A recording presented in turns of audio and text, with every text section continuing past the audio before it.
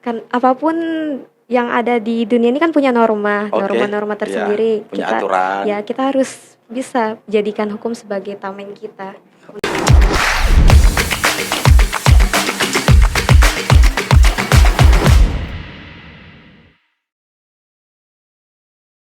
Assalamualaikum warahmatullahi wabarakatuh. Kembali lagi di program OSIS yang tentunya di obrolan seputar siswa by Kabar Kota Sulsel. Nah, sekarang kita kedatangan tamu lagi dari SMK Negeri 1 Makassar.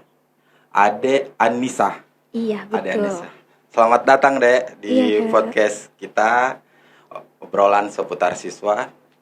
Nah, sekarang tentunya ya kita mau bincang-bincang persoalan atau mengenai OSIS itu sendiri. Dan sekarang ada Anissa menjabat sebagai Ketua OSIS SMK Negeri 1 Makassar. Iya. Nah, kalau kita berbicara persoalan OSIS, peran Ketua OSIS di saat ini, karena tentunya kan sekarang kan masa pandemi. Iya. Gimana sih sebenarnya?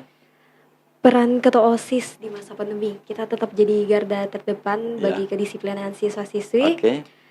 Perannya pasti sangat penting. Bukan hanya pengurus OSIS, pastinya juga ketua OSIS punya peran penting. Jadi ketua OSIS ya cukup mempunyai peran penting dalam suatu organisasi OSIS itu sendiri ya. Nah, tentunya di lain sisi sebelum menjabat sebagai ketua OSIS, ini yang cukup bagaimana sih cara meyakinkan teman-teman sehingga Ade Anissa ini terpilih sebagai ketua OSIS? Cara meyakinkan teman-teman, Iya. kan saya mempunyai visi yang saya paparkan kepada teman-teman sehingga teman-teman punya rasa kepercayaan kepada saya. Dan selain itu juga, selain dari teman-teman, saya juga menaruh kepercayaan kepada orang tua saya dan guru-guru yang lain. Dan cara untuk memberi kepercayaan itu ya saya memaparkan visi misi dan saya punya tujuan untuk OSIS kedepannya lebih baik. Tapi kan awal sebelum menjabat sebagai ketua OSIS yang tentunya kan kegiatan atau aktivitas sekolah adik sendiri kan ya seperti biasa, ya kan? Iya. Nah, sekarang menjabat sebagai ketua OSIS ya cukup sibuk juga. Bagaimana membagi waktu, membagi persoalan organisasi, persoalan akademik, ya proses belajar mengajarnya adik. Nah, tadi menyinggung persoalan visi misi. Apa sih sebenarnya visi misinya? Visi saya mewujudkan SMK Negeri 1 Makassar yang religius pastinya. Religius? Ya, inovatif, kreatif, serta inspiratif untuk mewujudkan suasana baru yang spriteful, have fun, and being better than the best. Oke, persoalan religius. Tentunya ya persoalan keagamaan. Iya. Bagaimana cara membangun persoalan itu? Di sekolah kami ada untuk khususnya kalau cowok sholat Jumat bersamaan ya. Seperti pada umumnya. Kalau untuk wanita kita ada namanya kajian Jumat. Kajian Jumat. Iya, untuk para wanita, khusus untuk para wanita. Perempuan semua. Iya, semua. Semua perempuan Muslim, ya, semua perempuan muslim diwajibkan untuk mengikuti kajian itu. Iya, betul. Oke. Pada saat pulang sekolah atau bersamaan saat yang pria sholat Jumat, Kak. Jadi prianya ke masjid, kita ceweknya ikut kajian Jumatan. Siapa yang membawa kajian itu? Dari teman-teman OSIS atau dari teman-teman sekolah? Dari pengurus Rohis, kan di sekolah kita ada namanya Rohis. Rohis? Ya, dari pengurus Rohis mengundang narasumber dari luar mengenai materi-materi keislaman dan kita jadi pesertanya. Nah, tadi berbicara juga persoalan visi misi kan. Nah, tentunya cara meyakinkan juga teman-teman juga cukup luar biasa, mempunyai juga visi misi yang cukup bagus. Sekarang sebenarnya apakah memang yang menjadi ketua OSIS itu harus pintar, harus cerdas, atau seperti apa?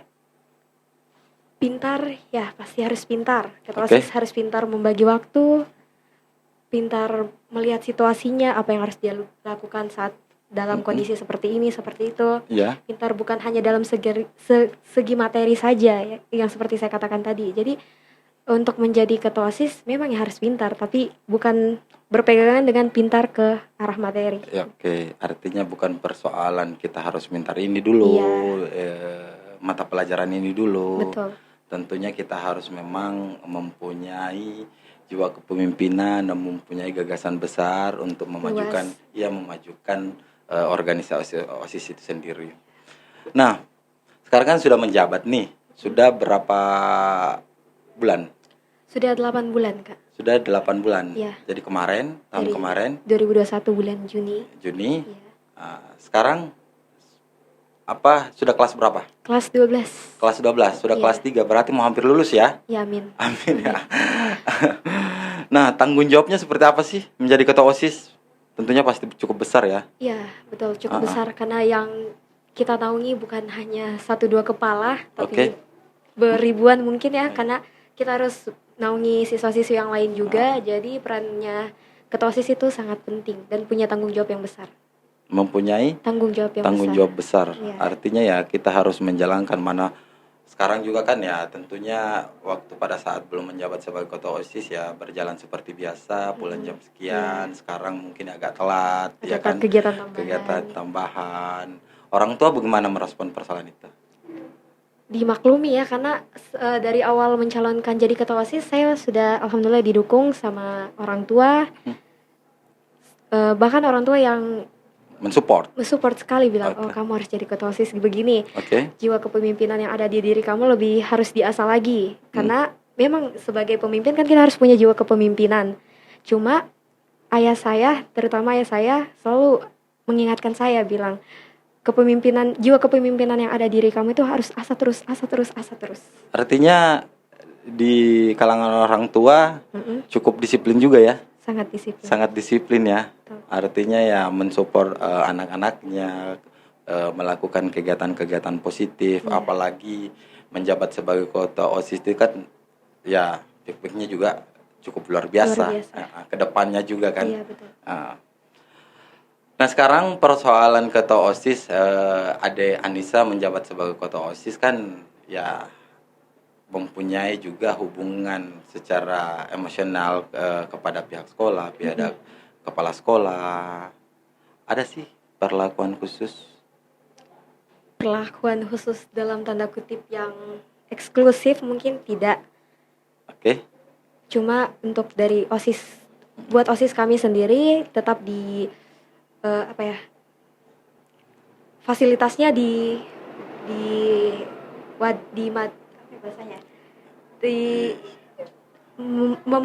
memadai. Fasilitas kami sangat cukup, didukung sama pihak sekolah.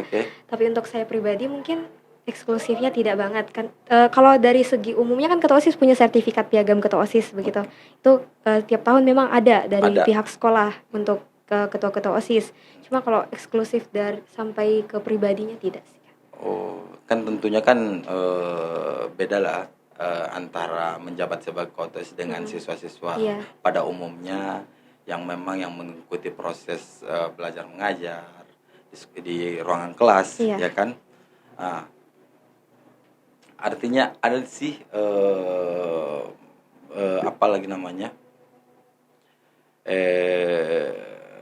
nilai plus dari ketua OSIS ketika tidak mengikuti yang namanya proses belajar mengajar. Kan tentunya kan cukup sibuk kan? Iya, cukup sibuk. Jangan sampai ada beberapa mata pelajaran yang mungkin tidak sempat diikuti oleh adik Anissa. Sering terjadi ya Kak. Iya, sering terjadi. Ada panggilan mungkin dari luar sekolah, kita harus ada ikutin kegiatan ini, tapi kan ada surat izinnya begitu. Dan alhamdulillah guru-guru di sana memaklumi karena ditahu jabatan saya sebagai ketua OSIS, saya harus mendatangi kegiatan ini, jadi ya diberi izin. Jadi nilainya bagaimana? Saya tetap ikut pembelajaran tapi terlambat. Saya ambil materi yang dipelajari sama teman-teman, saya pelajari. Kalau ada yang tidak ditanya, ya bertanya sama teman-temannya yang lain. Jadi memang ya kalau persoalan perlakuan khusus tetap ada karena memang ya adik sendiri kan mengemban yang namanya ketua OSIS ya kan. Nah, pada saat pemilihan berlangsung kan, itu secara apa lagi namanya? Secara voting, Iya. secara demokrasi juga kan? Iya. Online ya. Iya. Bagaimana? Apakah mempunyai aplikasi atau bagaimana? Ya, ada dibuatkan sama sekolah untuk voting khusus ketua OSIS. Voting jadi khusus. Mereka voting dari rumah. Voting dari rumah ya. Ya. Karena kan waktu itu masih pembelajaran online. Tapi cukup rumit juga ya melakukan kegiatan proker yang sudah sudah ditetapkan. Iya, tersusun rapi. Tapi kan masa pandemi, betul. ya kan? Iya, agak cukup rumit juga. Nah, bagaimana sih atau berapa program kerjanya? Program kerja yang disahkan waktu itu 47. 47. Ya, dan yang sudah terlaksana itu 28 program kerja. Ini inisiatif teman-teman, kreativitasnya teman-teman atau kreativitasnya adik sendiri, persoalan program kerja itu, atau memang ada dari pihak sekolah? Sebagian sudah ada program kerja yang sudah ditetapkan di situ. Cuma untuk pas raker kemarin kan ada penambahan program kerja yang baru. Jadi tercampur, ada yang dari kreativitas teman-teman yang lain, ada yang memang sudah diterapkan. Sudah ditetapkan di situ. Nah, dari teman-teman program kerjanya apa? Yang terbaru itu Sekawan Exhibition. Itu salah satu program kerja yang saya ambil dari visi misi saya, kan ada misi saya dan saya jadikan program kerja itu pameran Sekawan. Pameran Sekawan. Ya. Dan yang dimasukkan dalam program kerja dari pihak sekolah? Seperti apa? Kan tadi adik sendiri mengatakan bahwa ada program yang khusus dari pihak sekolah. Bukan khusus sih, mungkin dari tahun ke tahun. Dari tahun ke tahun. Dan ini program kerja yang tadi Basar apa lagi namanya? Basar Sekawan. Itu dari mana? Dari periode sebelumnya sudah ada ditetapkan, tapi baru berkembang lagi sekarang. Ya. Dan sekarang sudah terlaksana? Sudah, alhamdulillah sudah. Seperti apa sih program kerja Basar Sekawan itu? Bazar Sekawan ya kan pada umumnya bazar di sekolah itu menjual makanan. Iya. Tapi kita punya konsep lain. Saya bekerja sama dengan 4 organisasi di sekolah saya. Bekerja sama 4 organisasi di sekolah saya. OSIS, Paskibra, Pramuka, dan PMR. Kita bekerja sama sehingga konsep kita itu bazar 4 pilar yang dinamakan. Bazar 4 pilar. 4 pilar. Ya, dan kita namakan bazar kita itu Bazar Fualsa. Bazar Fualsa. Ya, jadi kerjasama dari 4 organisasi. Tapi tidak semua pengurusnya yang ikut handle, cuma beberapa perwakilannya. Artinya 4 organisasi ini yang di bawah naungan sekolah SMK Negeri 1. Iya. Ada 4 organisasi. Betul. OSIS, Paskibra, Pramuka, dan PMR. Iya. Ini keempatnya ini di bawah naungan sekolah atau di bawah naungan OSIS? Di bawah naungan OSIS. Di bawah naungan OSIS. Ya. Jadi mau Palmera, PMR, mau Pramuka, Paskibra itu di bawah naungan OSIS. Iya, di naungan. Jadi OSIS yang menyeleksi persoalan itu. Menyeleksi per pengurus? Iya. Tidak. Kita cuma memantau dan mengordinasikan beberapa program kerja mereka. Tapi untuk pemilihan pengurusnya begitu, kita enggak ikut handle karena kan mereka punya ketua sendiri, punya struktur sendiri. Jadi kita enggak ikut handle. Kembali lagi nih di program kerjanya Ade Anissa, persoalan Basar Sekawan. Sekawan apa sih? Artinya itu mempunyai makna atau bagaimana? Bahasa gaul untuk sebutan sekolah kita kan Sekawan. SMK. Bahasa gaul? Iya, sekolah kita SMK Negeri 1 Makassar. Sekawan. SK itu SMK, Wan 1, SMK 1. Jadi artinya sekawan ya? Iya, sekawan. Jadi kalau orang mikir sekawan, oh udah pasti SMK 1. Oh begitu, jadi sudah terpublish ya, keluar dari sekolah-sekolah lain. Kalau namanya sekawan ya SMK 1. SMK 1. Ada yang lain? Tidak ada yang lain. Oke. Nah, dalam program tersebut apa artinya, ada value kah atau apa nilai dalam program kerja itu? Untuk nilainya pasti kita juga cari keuntungan, Kak. Keuntungan dari finansial kita juga dapat keuntungan yang luar biasa ya. Oke. Selain itu juga kita mau memperluas jaringan sosialisasi SMK kita. Jaringan sosialisasi. Ya, terutama untuk OSIS SMK Negeri 1 sendiri. Jadi pas sebelumnya hari hanya Bazar Fualsa, kami mengundang sekolah dan sekolah lain, OSIS sekolah lain, pramuka sekolah lain, Paskibra dan PMR sekolah lain kita undang sehingga mereka datang ke bazar kita. Jadi kan secara tidak langsung kita mempromosikan organisasi kita, mempromosikan sekolah kita. Jadi jaringannya semakin luas. Jaringannya semakin luas. Artinya pure persoalan kegiatan Bazar 4 Sekawan ini. Bazar 4 pilar. Ya? 4 pilar. Persoalan sosialisasi sosial lah ceritanya. Artinya ya gabung-gabung lah sama teman-teman atau sekolah-sekolah dari luar. SMK 1 nih mengadakan kegiatan seperti ini. Betul. Iya kan? Oke. Jadi dalam prokernya ada beberapa proker di kepengurusan saat ini.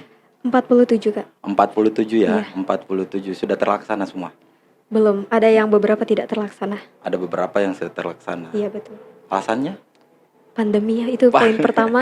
Alasan klasik ya, tapi ya real. Iya, kita tidak bisa menutup kemungkinan bahwa memang pandemi ini ya cukup meresahkan juga. Iya.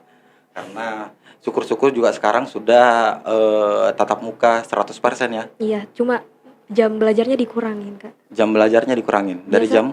Dari jam 2:30 sampai jam 2 sampai 2:30. 2 sampai jam 3. Biasanya sampai jam berapa? Sampai jam 4 kadang. Waktu sebelum pandemi. Waktu belum pandemi sampai jam 4. 3:30 sampai jam 4. Cuma ada pengurangan. Ada enggak persyaratan untuk mengikuti proses pembelajaran? Awal-awalnya itu wajib sudah vaksin pertama, tapi sekarang kita tetap mendorong teman-teman yang lain biar sudah vaksin kedua. Jadi ya pembelajarannya tetap lancar kayak biasa gitu. Jadi sekarang sudah 100% ya? 100%. Dan alhamdulillah kegiatan di sekolah sudah seperti biasa. Tapi yang belum vaksin tidak boleh sekolah. Itu persyaratan wajibnya. Yang belum vaksin? Tidak boleh ikut pembelajaran tatap muka. Jadi harus memang vaksin dulu ya. Artinya biar semua aman lah. Iya, betul. Ya, untuk mengurangi juga persoalan pandemi. Apalagi sekarang juga katanya di pusat sudah naik lagi levelnya. Iya. Mudah-mudahan di Kota Makassar, Sulawesi Selatan ya tidak terjadi seperti itu. Amin. Dan semua bisa lancar dengan baik. Nah, kan ada 47 proker nih. 47 proker. Ada sih setiap proker atau ketika mengusulkan program kerja ke pihak sekolah ditolak? Ada ya? Pastinya ada. Salah satunya kayak Porseni dan Sekawan Cup itu kayak perlombaan di SMK kami tidak terjalankan ya karena ya memang poin pentingnya itu karena pandemi, takutnya membuat kerumunan lagi, takutnya merugikan sekolah.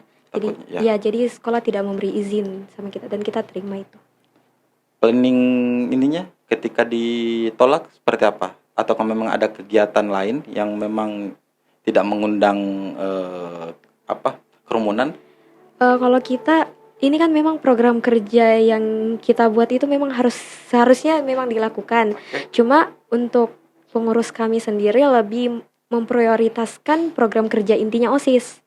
Seperti yang dua minggu belakangan terakhir ini kami adakan kegiatan latihan dasar kepemimpinan untuk kelas 10 dan latihan kepemimpinan untuk kelas 10 dan 11 itu lebih kami prioritaskan. Takutnya kan kalau misalkan Porseni dijalankan, siapa tahu nanti dipertimbangkan lagi sama sekolah soal LDK dan LK. Jadi harus dipikirkan matang-matang yang mana yang betul-betul harus kita lakukan. Yang mana yang betul-betul sudah dilakukan ya? Iya. Karena kan LDK sama LK memang penting untuk pengurus selanjutnya. Jadi itu yang lebih kita lihat nanti. Oke. Nah, Ade Anissa sekarang sudah menjabat sebagai ketua OSIS yang tentunya mempunyai tanggung jawab yang cukup besar. Iya, betul. Dan harus berbaur sama siswa-siswa yang ada, ya kan? Di ruang lingkup SMK Negeri 1 Makassar ini. Kan tentunya dalam beberapa mungkin siswa ada yang sedikit cukup rewel juga, cukup bandel juga. Oh iya, pasti ada. Seperti apa sih menyikapi persoalan itu? Apakah memang ada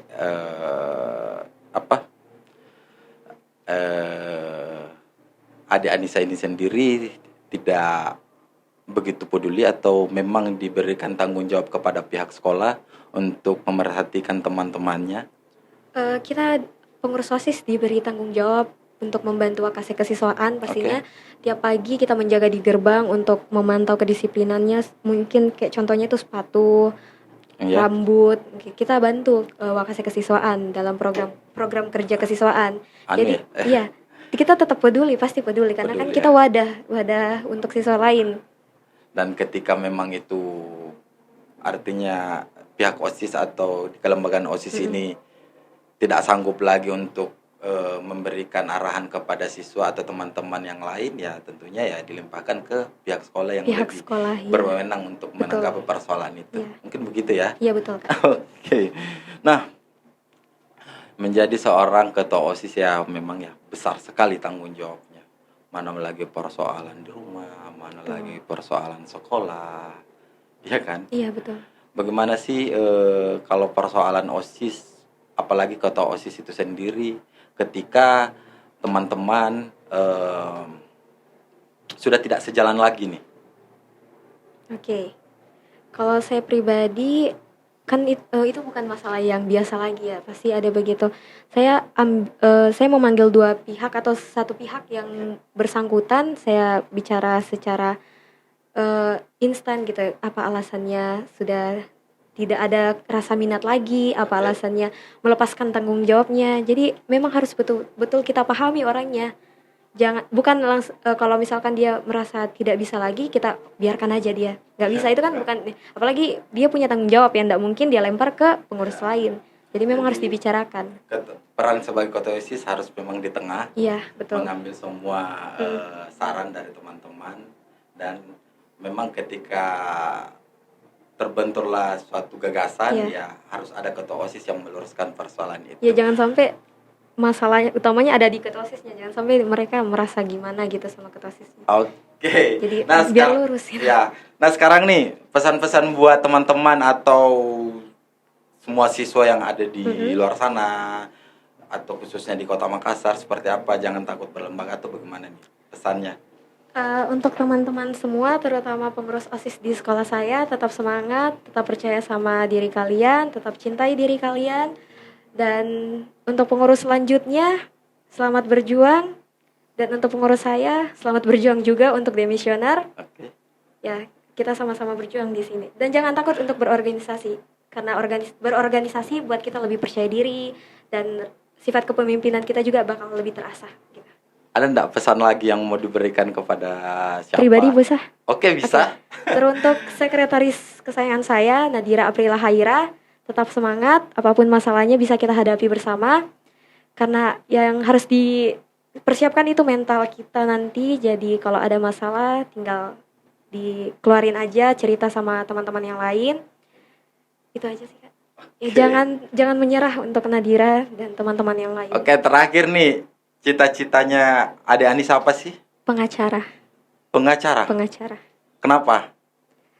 Saya mau bergandeng tangan sama hukum. Mau bergandeng tangan sama hukum? Iya. Kenapa? Artinya bukankah hukum itu ya, terkadang saya juga cukup menyeramkan juga ketika saya berhadapan sama hukum. Harusnya kita lebih bergandengan tangan sama hukum ya, melawan dunia dengan hukum. Jadi ya, kan apapun yang ada di dunia ini kan punya norma-norma tersendiri. Punya aturan. Ya, kita harus bisa jadikan hukum sebagai tameng kita untuk melawan dunia-dunia luar gitu. Oke, semoga cita-citanya Adik Anissa tercapai. Amin. Dan tentunya mudah-mudahan lulus. Amin. Dan bisa masuk universitas yang cukup berkelas di Kota Makassar ya. Amin. Bisa di luar juga kalau bisa. Amin. Tentunya di Fakultas Hukum karena mau jadi pengacara. Iya, enggak mungkin ekonomi. Oke. Nah, baik pemirsa, itulah tadi perbincangan kita kepada Ketua OSIS SMK Negeri 1 Makassar yang tentunya di obrolan OSIS, obrolan seputar siswa. Nah, terima kasih banyak. Jangan lupa like and subscribe di channel Kabar Kota Sulsel yang tentunya supaya teman-teman atau kita bisa lebih semangat lagi memberikan konten-konten yang edukatif, inspiratif tentunya. Baik, terima kasih banyak Adek. Assalamualaikum warahmatullahi wabarakatuh. Waalaikumsalam warahmatullahi wabarakatuh.